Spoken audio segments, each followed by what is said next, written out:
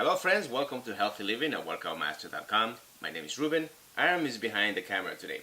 I want to show you a recipe that's very dear to me for one particular reason. This I learned from my mother many years ago, and it's a dish that is traditional from Spain. It's everyday blue-collar worker food. It's very good because it has some of the main ingredients that I love to eat, which is eggs, potatoes, some onion, olive oil, butter, salt, etc. So it's quite simple to make. I'll show you all the steps to go through it, so you'll have a very easy time putting it together. The reason I like this food is not only because it's traditional and very dear to me, and I pretty much grew up eating foods like this, but I think you'll enjoy it too because it has a very good mix of flavors that once you put it together, you'll identify why Spanish people love their Tortilla Española so much. Tortilla Española, as the name says, is Spanish omelette. But it's an omelette that is not to be confused, or a tortilla that's not to be confused with the stuff that they make in Central and South America. Very different concept. So let's start with this. Basically, we're going to need about 5 eggs, and I'm giving you probably about 4 large portions, so if you want to invite a couple people over your house, they can enjoy as well. You need 5 eggs, 4 potatoes. The onion, it can be a large or small, it's up to you. It's up for flavor. And then we're going to fry these ingredients, and we're going to use mostly olive oil. But as a source of not having too much monounsaturated or polyunsaturated fats, I'm going to actually add at the same time some butter because I like the flavor a lot. And all it needs after that as a spice or an additive that you want to put in to give flavor is going to be salt. So it's quite simple. So step number 1, we're going to grab those potatoes, we're going to peel them, and we're going to dice them. Same thing with the onion. As you can see here, I have the potatoes already diced and the onions to make it easier. The smaller we cut them, the easier we probably will cook at the same time, and the more flavor you'll extract out of the foods. So let me show you how I'm going to put all this stuff into the frying pan. Step number 1, we're going to add some olive oil to the pan. That's about enough. If you ask me, that should be about probably 4 tablespoons, 4.5. Then I'm also going to add some butter. You can see here, I have 1 and 2 tablespoons. And we're going to heat up and let it all melt together, and we'll be adding the rest of the ingredients very soon. Here we have all the butter melted into the olive oil, and we're going to add the potato. It's all nice and diced.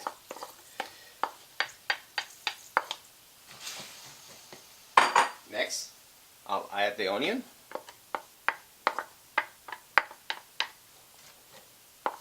And I want you to pay very close attention to the heat that you use. The potatoes should not get brown, golden brown. They're going to start, getting cooked, but they should remain soft. So never give them enough heat where it's actually going to get brown, okay?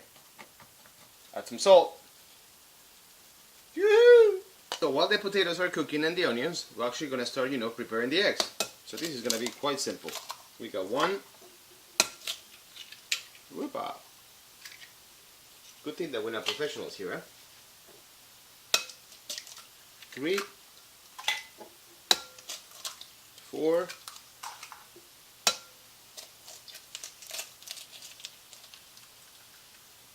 and 5 eggs.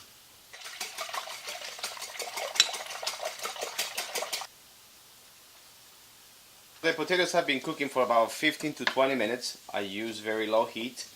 And as I was mentioning before, you want them to be cooked through about 3/4 of the way, but not browned. So I've been just stirring them and keeping the low heat so for them not to brown, right? Alright, so next step, we're going to grab the potatoes that we just cooked on the stove and the onions, and we're going to mix them into the egg. We're going to be doing this very slowly, dumping everything and mixing everything up.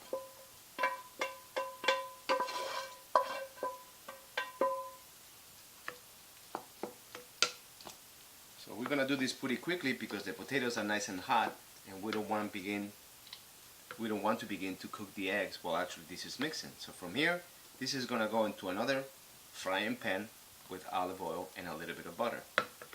So here I have another frying pan with olive oil that I already greased up the pan with, and now we're going to dump our egg and potato mixture in here. And I'm using a smaller frying pan not only to make the omelette look a little bit better, but it's going to be much easier to flip because I'm going to have to flip this up so I can cook it on both sides.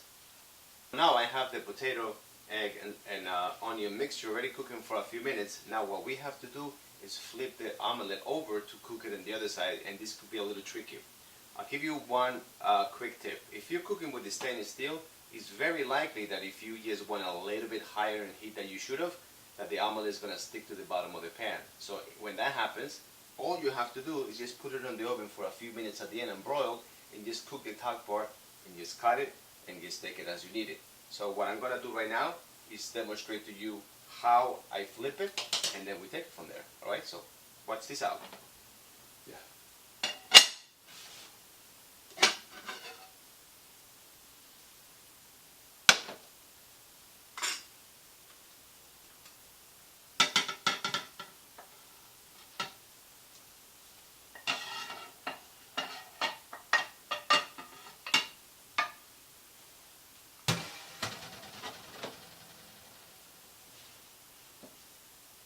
I'm just going to tuck the sides in to round it off with my trusty spatula.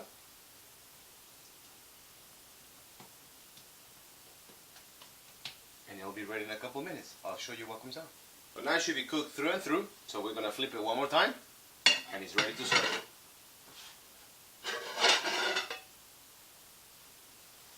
A little bit got stuck, like I told you once before. Stainless steel is very tricky. Let me show you one more thing. Alright guys, so this is what it pretty much looks like. It's not the best I've ever done. It's not the worst. I've made a lot worse. So now I'm just going to cut it, and I'm going to let Aram do the tasting. You can serve it hot, or you can let it cool off and serve it, you know, once it's actually cooled off.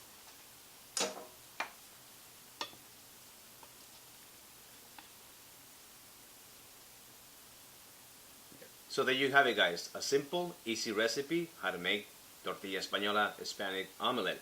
It's very tasty, it's very healthy.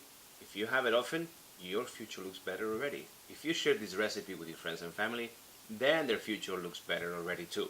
Until the next time, enjoy and have fun while you cook in the kitchen.